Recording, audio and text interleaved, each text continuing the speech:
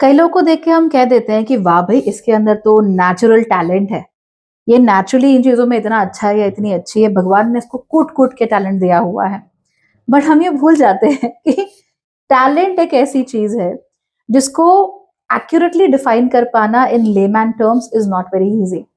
तो चलिए आज मैं आपको ज्योतिष के पर्सपेक्टिव से बताती हूँ कि टैलेंट क्या होता है और कुंडली में आप अपने टैलेंट को कैसे पहचान सकते हो। So let's get started. नमस्ते, भाग्यश्री होलिस्टिक एस्ट्रोलॉजी में आप लोगों का एक बार फिर से स्वागत है।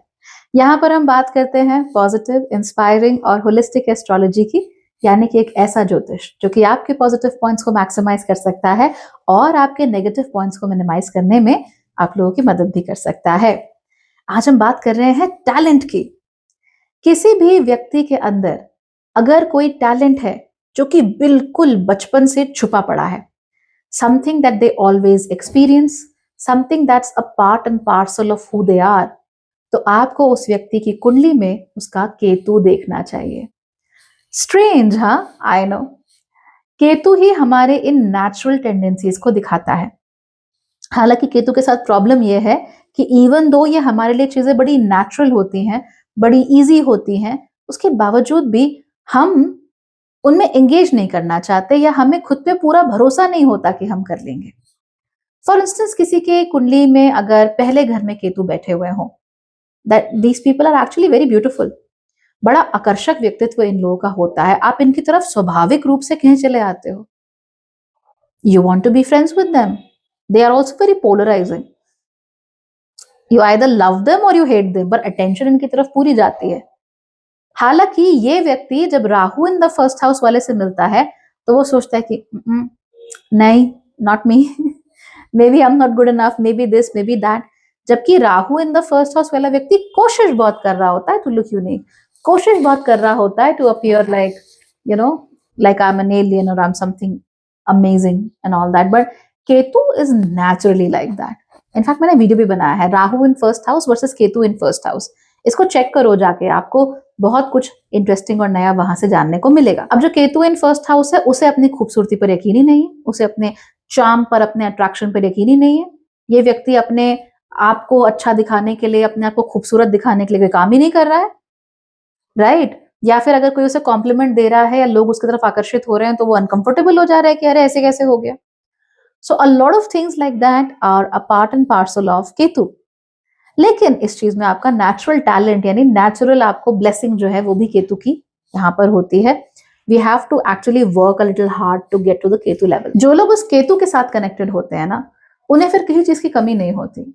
ये वो लोग होते हैं जो 4 साल की उम्र में पियानो बजाना शुरू कर देते हैं। ये वो लोग होते हैं जो 7 साल की उम्र में बढ़िया मार्शल आर्टिस्ट बन जाते हैं।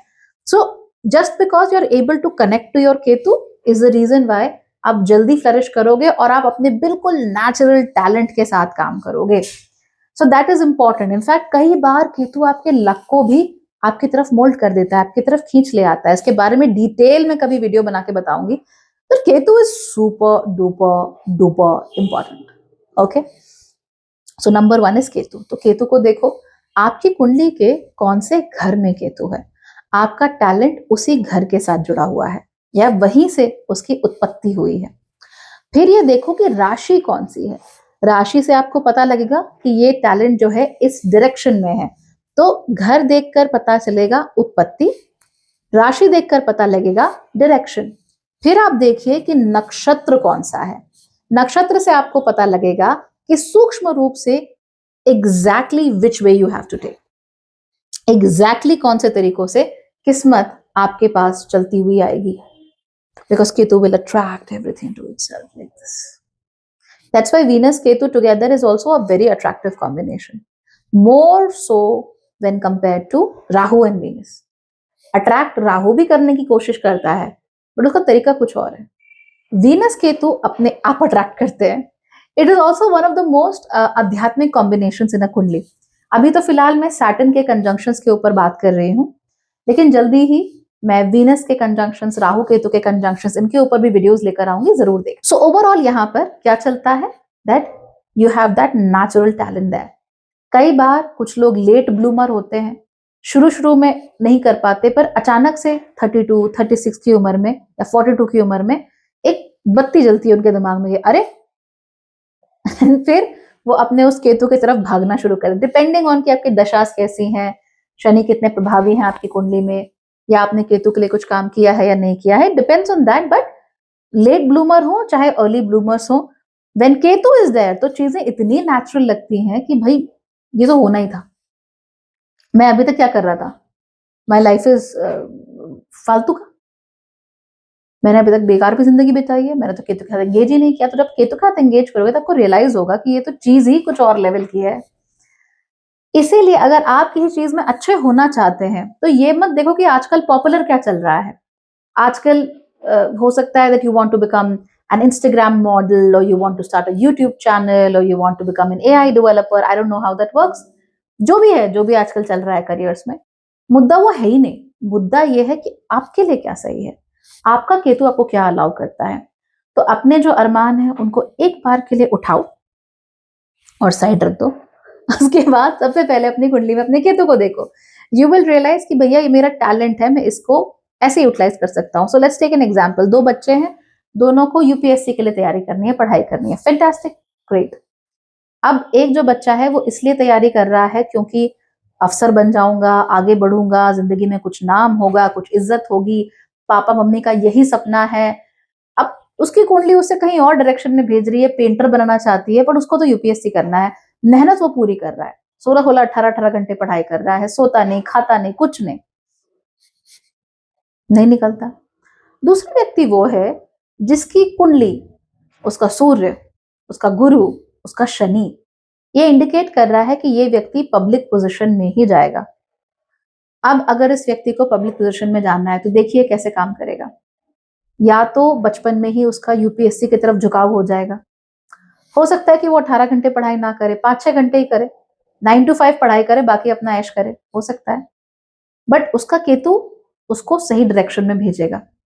और इसको अगर अपना केतु समझ में आ गया, केतु कहता है, मान लो जेमिनी राशि में है, it learns better with group settings, it learns better with partners.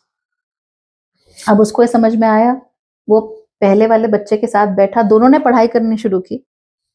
इसको यानी बच्चा नंबर 2 को समझ में आ गया, बच्चा नंबर 1 भी परेशान है क्योंकि उसको अपना केतु समझ में आ गया। मान लो कि ये व्यक्ति, ये जो बच्चा है, ये शुरू शुरू में किसी कारणवश उस तरफ नहीं जाता, लेकिन किस्मत क्या कह रही है कि पब्लिक रोल लेगा, कल को जाके पॉलिटिशियन बन गया, कल को जाके उसने सब कुछ छोड़ छाड़ के अपने गांव में सरपंच बन गया, वहां पे काम करने लगा।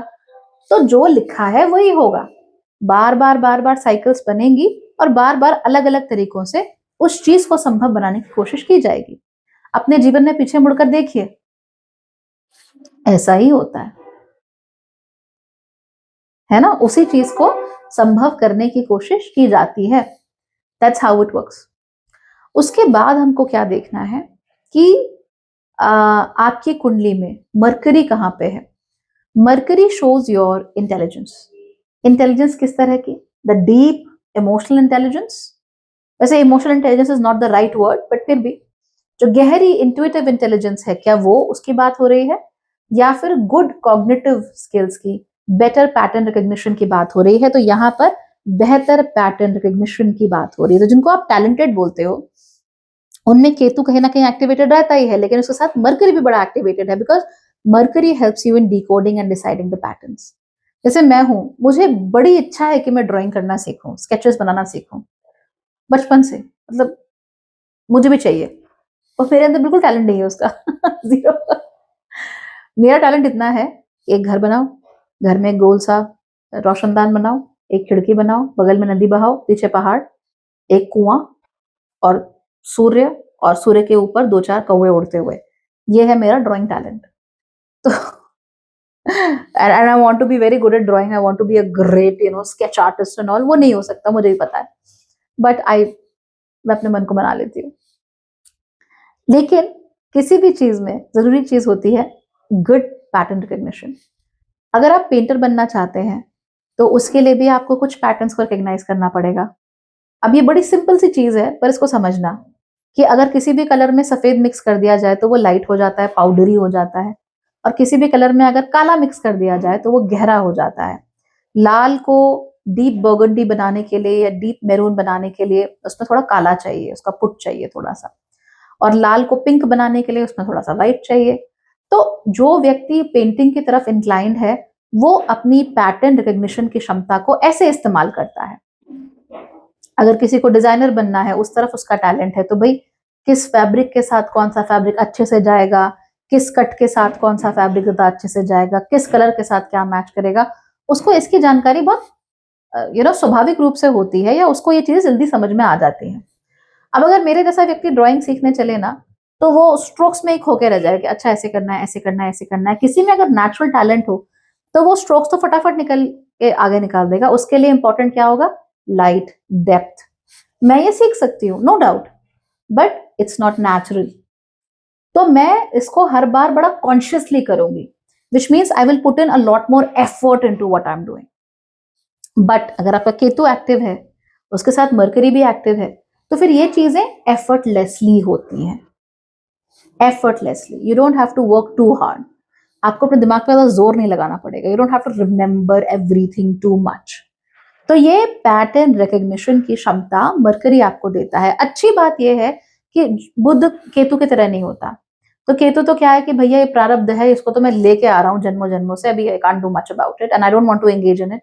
मरकरी ऐसा नहीं है। मरकरी को ट्रेन किया जा सकता है। तो मेरे जैसा व्यक्ति भी ठीक ठाक देखने लायक ड्राइंग बनाना सीख सकता है। हो सकता है कि अगर मैं कोशिश करती जाऊं, मेहनत करती जाऊं, तो इसमें अच्छी भी हो जाऊं। लेकिन जब मेरे सामने कोई ऐसा व्यक्ति आएगा who is naturally talented, Ketu, mercury, उनके लिए चीजें इतनी एफर्टलेस होंगी कि I will be like wow, inspired. These people are truly inspiring at what they are doing. The third thing that you need to see is the moon, because हर चीज अंत में आके आपके चंद्रमा पे ही अटक जाती है। आपका चंद्रमा आपकी टेंडेंसीज को, आपके कर्मों को दिखाता है। वो ये बताता है कि किन चीजों को आप इस जन्म में फलीभूत करेंगे, किन पे अगर आपको काम करना चाहिए। चंद्रमा अगर मजबूत होता है तो अपने इस टैलेंट को होन करने की, अपने स्किल को रेजर शार्प बनाने की क्षमता हमारे अंदर होती है। हम कंसिस्टेंटली काम कर पाते हैं। तो मेरा केतु बड़ा अच्छा है, fine, I am a very good singer. अब मेरा मरकरी बहुत अच्छा है, तो मैं ताल भी बड़े अच्छे से पकड़ लेती हूँ, है ना। बट मेरा चंद्रमा अच्छा नहीं है, तो फिर क्या होगा कि बाथरूम में तो सिंगिंग होगी पर सामने से नहीं होगी। मैं कभी उसको परस्यू नहीं करूंगी, ना प्रोफेशनली और ना ही हॉबी की तरह से। मैं क्लासिकल नहीं सीखूंगी। क्यों नहीं सीखूंगी? क्योंकि उसके लिए तो भाई मेहनत चाहिए होती है, मन लगाना पड़ता है। मन तो मेरा लगता नहीं किसी चीज में। तो जिसका मन ही नहीं लगा उसका टैलेंट किस काम का? किसी काम का नहीं, बेकार है सब कुछ। So the third and final piece of the puzzle is the moon. चंद्रमा बहुत चीजें अलाउ करता है, बहुत चीजों को आपके जीवन से हटा देता है। जिसने उसको समझ लिया उसको सब मिल गया, जिसने उसको नहीं समझा उसके लिए सब छिन जाएगा उस व्यक्ति से। तो यही चीज हमको लाइफ में आगे फॉलो करनी है। आप किसी को देखते हो, आपको लगता है कि भैया ये तो नेचुरली टैलेंटेड है। नो डाउट नेचुरल टैलेंट होता है, बट मैं आपको एक बात और बता दूं कि टैलेंट इक्वली डिस्ट्रीब्यूटेड कभी नहीं होता। तो ऐसा कहा जाता है कि every person has a talent. Okay, accepted, ठीक है, बट ये टैलेंट इक्वल नहीं होता। तो मैं अगर ड्राइंग करने चलूं तो हो सकता है मैं पैटर्न्स सीख जाऊं रिकॉग्नाइज करना। हो सकता है कि मैं अपने चंद्रमा को साधूं थोड़ा रोज ड्राइंग करने में, बिल्कुल। बट मेरा केतु मेरा साथ नहीं दे रहा है तो कुछ नहीं होगा। So some people are insanely talented and that insane skill comes from Ketu. वो हमको कभी नहीं भूलना चाहिए कि लाइफ में ये ग्रह बड़ा जरूरी है। इसके बिना बहुत सारी चीजें नहीं हो पाती है। ना आध्यात्मिक रूप से आगे बढ़ पाओगे, ना ही टैलेंट के रूप से आगे बढ़ पाओगे। So this is critical if you want to understand the nature of Ketu and the nature of talent। जिन लोगों को भी आप टॉप पे देखते हैं किसी भी क्षेत्र में, वो बिना केतु के तो नहीं आएंगे। खासतौर पे ऐसे क्षेत्र जहां पर उनको अपना टैलेंट इस्तेमाल करना है। आप कोई ओल्ड मनी है, भाई पारिवारिक वेल्थ है, वहां हम सैटर्न देख सकते हैं। लेकिन टैलेंट वाले फील्ड है, क्रिकेट है, सिंगिंग है, ये सब जो चीजें होती है जहां पर आप अपने स्किल के दम पर, अपने टैलेंट के दम पर आगे बढ़ते हो, वहां पर केवल और केवल केतु ही काम करता है। In fact to be very honest, अगर आपका राज घराने में भी जन्म हुआ है, ये भी केतु ही डिसाइड करता है। It's all about Ketu. है ना कमाल की चीज। बट हम केतु से क्या कहते हैं, डरते रहते हैं, थरथराते रहते हैं, हे भगवान Ketu Ketu Ketu. You don't realise how important this planet is, और ये पीछे पीछे बैकग्राउंड में इतने सारे काम कर रहा होता है that we truly don't realize what it really means। तो ये तो वैसे ही हो गया जैसे कि लियारी में हमजा था, कि पीछे पीछे उसने सब कुछ कर दिया और सबको लगा कि रहमान डगैत कुछ कर रहा है या कुछ कर रहा है। No, it was Hamza all along, और it was Jameel Jamali all along. हमें लगा कि हमजा सब कुछ कर रहा है। अब देखो, we can use it as analogies. तो हमें लगा कि हमजा सब कुछ कर रहा है, टैलेंट है भाई, टैलेंट है। मरकरी, जमील जमाली, केतु, पता ही नहीं चला किसी को मालूम ही नहीं हुआ, कानो कान खबर ही नहीं हुई। ये है केतु, उसका काम अपना पीछे पीछे चलता रहता है, आराम आराम से वो करता रहता है। So you can use those analogies to understand planets. But I hope आपको अच्छा लगा होगा, समझ में आ गया होगा। नहीं आया, कुछ पूछना है, कमेंट में लिखो, बात करेंगे। और अगर अच्छा कमेंट होता है, इंटरेस्टिंग होता है, I will try to make a video on that as well. Okay, all right then, take care, bye.